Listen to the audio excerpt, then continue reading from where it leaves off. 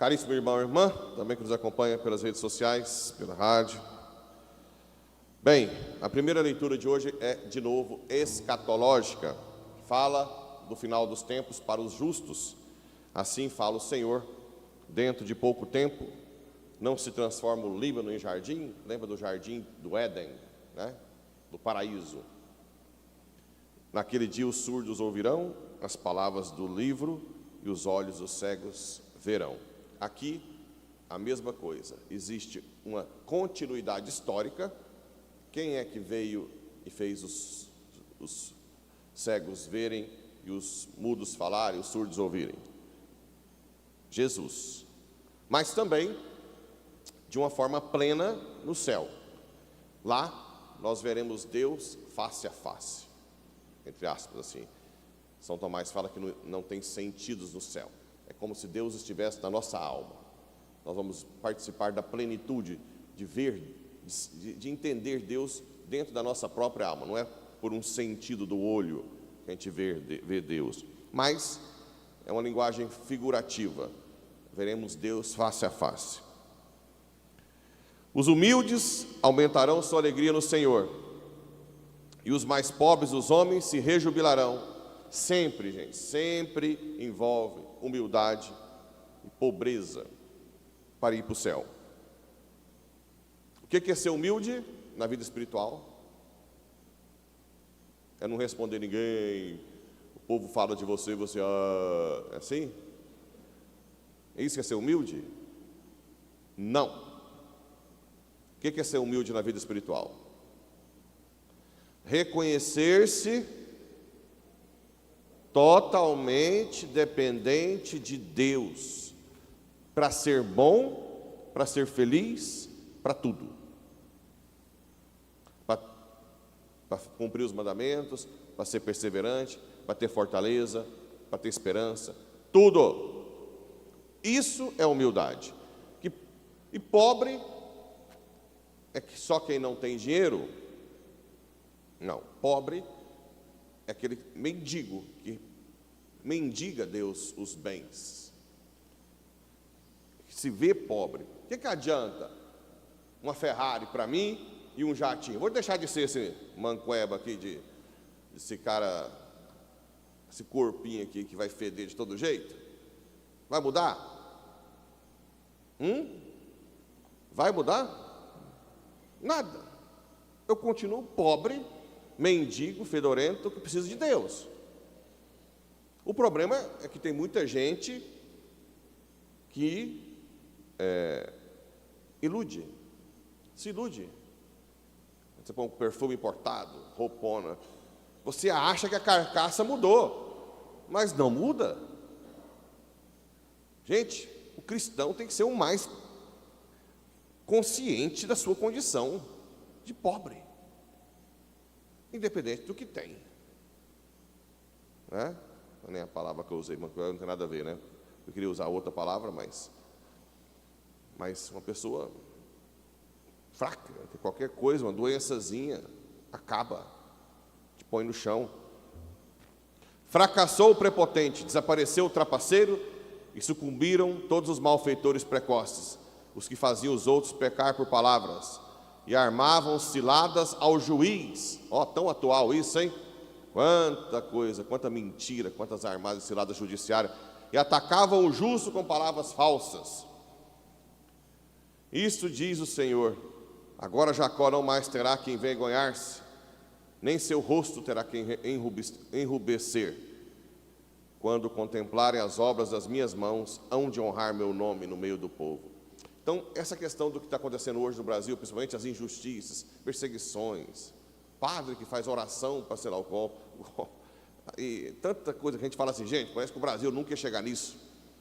Mas isso já estava prescrito, porque o demônio é mentiroso, fala cada coisa absurda. Por isso que vocês não podem sofrer tanto quando vocês são atacados do nada, em casa, no trabalho, porque é o demônio.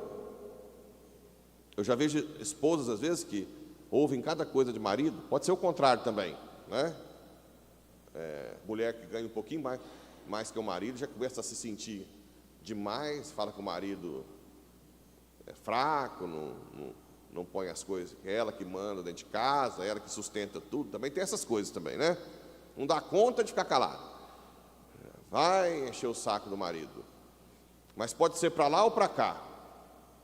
Muitas vezes o demônio usa a fraqueza de um, principalmente quando um se converte e começa a falar coisas que vão te ferir, lá na feridinha, lá no núcleo, que vai, porque o marido te conhece, ou a esposa, né?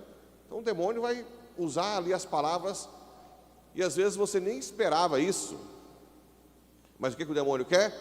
Que você fique com raiva do seu cônjuge e se separe dele. Eu já atendi muita gente também, tanto mulher, a maioria mulher, claro, que diz: padre, eu vi claramente que era o demônio, não era o meu marido. Ah, então já está um passo à frente. Você começa a combater com jejum, não adianta diálogo, viu? Não adianta diálogo. Inclusive quando tem traição, tem marido que começa a trair, e a mulher vai lá: você não presta em casa, você é uma péssima mãe. Fala, se vocês já ouviram isso, isso é o demônio. Eu ouço isso centenas de vezes. Você é uma péssima esposa, você é ruim na cama. O bendito, para não falar outra palavra, além de estar errado, quer sair por cima da carne seca. Inclusive ontem eu citei aqui a questão de 2 bairros em Paraúna. É claro, óbvio, que eu não estou dizendo que é porque está num bairro ou no outro que vai se adulterar. Vocês entenderam, né? O adultério vem da soberba, do afastamento de Deus. A peculiaridade de Paraúna não é de quem mora num bairro ou no outro bairro, que por morar ali pode pecar mais. É a distância entre os bairros, concordam? Facilita o adultério na mesma cidade. Existem 2 bairros distantes, né? É isso que eu quis dizer. Eu imaginei que alguém, um ou outro, poderia falar: eu moro aqui, não sou assim. Então, é claro, o que muda é se você é soberbo ou não, se você está aproximando, se você busca a graça. Eu não confio em ninguém que não reza. Ninguém, nem parente próximo. Quem não reza para mim já é potencialmente traidor. O único que não trai é Cristo, a graça. Então, se você não reza, você pode fazer de tudo, todos os pecados. Não tem nenhum pecado, não tem nenhum preso que fez algo que nós não poderíamos fazer. Eu vejo assim, porque só Deus é bom. Por que me chamas bom? Só Deus é bom, né? Só Deus é bom. Por que me chamas bom? Bem, e a igreja, sabiamente, vendo esse texto de Isaías, coloca a cura dos cegos em Mateus. Partindo, ele disse: tem piedade de nós, filho de Davi. Quando Jesus entrou em casa, os cegos se aproximaram dele. E Jesus perguntou: vós acreditais que eu posso fazer isso? Eles responderam: sim, Senhor. Então Jesus tocou nos olhos deles: faça-se como vossa fé. O que é fé, hein? Eu acho que eu nunca defini fé aqui nas homilias. O que é fé? Confiar em Deus só? A fé teologal é uma virtude teologal, que vem de Deus. Ninguém tem fé por si mesmo. Tem que Deus te dar. Então, essa história assim: eu não tenho fé. Você está perdendo tempo. Ao invés de você ficar murmurando, peça: aumenta a minha fé, Senhor. Eu não tenho. Aumenta a minha fé. Fé, existe a fé humana. Todo mundo tem que ter uma fé humana. Quem não tem fé humana, suicida. Por desespero, desesperança, desespero. A fé humana é confiar. Tem gente que fala assim: eu só acredito no que a ciência prova. Que bobagem. O que você faz no seu dia a dia que você vai provar com um estudo científico, com um estudo experimental, um experimento? Nós vivemos de fé. Você vai no supermercado, pega lá o extrato, você vai certificar se tudo que está escrito lá é o que está dentro da latinha? Você pega um táxi, Você pergunta para ele se ele tem carteira, se ele tem algum antecedente criminal. Não, na fé. Você sobe no avião, você vai lá no piloto, perguntar se tem brevê? Não. Você pega um Uber, você vai investigar a vida do motorista? Dificilmente. Lá no Uber tem aqueles negócios, mas, né, estrelinha. Mas nós vivemos de fé. Experimento é quase nada. Fé humana. O que é a fé teologal? Fé em Deus, gente, não tem como ter se Deus não se revela. Por isso que tem que ser humilde. Deus não se revela aos soberbos. Então Deus tem que se revelar, ilumina a minha inteligência, move a minha vontade para aceitá-lo como verdade e obedecer. Repito, Deus se revela, ilumina a minha inteligência e move a minha vontade. E eu livremente aceito aquela verdade. Isso é fé. Existem duas partes da fé. A parte de revelação divina, ou seja, um conhecimento objetivo de Deus, e da minha adesão à fé. Eu não gosto de falar nome estranho não, para não confundir, mas na teologia, fides é fé, quae em latim seria objeto direto, então uma coisa objetiva. Então o que Deus se revela é fides quae, e a minha adesão a Deus, fides qua. Qua em latim é ablativo, é pelo meio do qual eu creio. Então fé depende de Deus se revelar e de eu aceitar o que Ele revela. Tem uma passagem bíblica que deu muito pano para a manga, é a de Abraão e Isaque. Quando Deus fala a Abraão, mata seu filho. Bem, tem um filósofo famoso na Dinamarca, chama Kierkegaard, e ele dizia o seguinte, que a nossa razão é uma visão protestante, ela foi corrompida. Então chega num ponto que para ter fé, você tem que abdicar da razão, como Abraão fez, porque a razão não manda o pai matar o filho.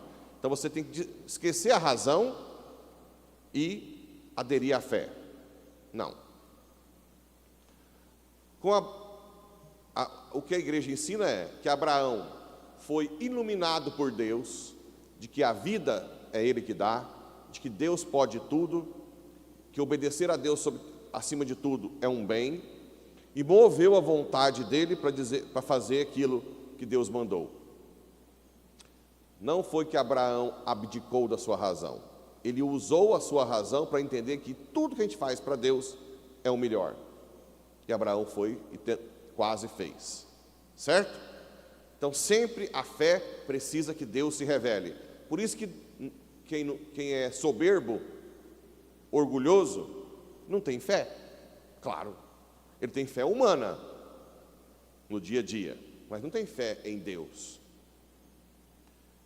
Eles criam, o soberbo cria um Deus que é ele mesmo, para justificar a si mesmo. Por exemplo, eu não preciso de ir à missa, eu tenho Deus em casa. Mas o Deus em casa não é o Deus que se revelou, que falou que o dia do Senhor é domingo, que pediu para fazer isso em memória de mim. Não é. Quem que é o Deus que está em casa? Você é seu Deusinho. Não existe esse Deus que está em casa. Não, ele está em casa também, porque ele está em todo lugar, mas está em casa para quem obedece. É muito fácil, gente, é fácil demais criar um Deusinho que se rende do jeito que você quer. Você não renuncia nada para ele, ele é um serviçal seu. Então quem é Deus aqui? Deus vai muito bem comigo na minha pescaria, no meu boteco, mas eu não vou deixar de fazer o que eu gosto para Deus. Deus vai muito bem comigo para Goiânia, meus negócios, para a fazenda. Nossa, Padre, eu tenho fé, eu vou para a fazenda já, Deus está comigo o tempo inteiro. Mas eu deixar de fazer algo para Deus, neca de pitibiriba, né? Faço nada para renunciar a Deus. Isso é amor? Isso é fazer de Deus um objeto. Esse Deus não existe. O amor que nós temos com Deus se prova quando nós renunciamos algo nosso, tempo, dinheiro, honra, tudo para Ele. Quando eu fui deixar a medicina, um monte de gente espiritualizada, poxa, doutor, o senhor pode ajudar tanta gente, sendo muito religioso e como médico, o senhor ganha bem, né? Não precisa de ser padre, não, é bobagem, ajuda tanta gente, né? Todo mundo, muito espiritualizado, assim, mas não é o que Deus queria. Ele disse, sai da sua casa, vai, sai Abraão, sai da tua terra. Você acha que Abraão queria, né? Não, a vocação é ouvir, vai. E aí, eu sou iluminado, o que a minha inteligência diz? Eu abandono a minha inteligência? Não. O que a minha inteligência diz?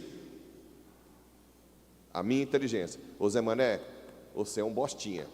O Senhor que te criou, que é o único que te dá sentido na vida, está mandando você ir. Vai logo. Não nega a inteligência. A minha inteligência que diz, é muito racional você ouvir o seu Senhor e obedecer rápido. É isso que a inteligência faz. Mesmo que não tenha muito sentido às vezes, ou que vai doer muito, como saiu a saída de Abraão e tantos outros, né? Tantos santos que deram a vida. Então a fé sempre está condizente com a razão. A nossa razão está sempre condizente com a fé.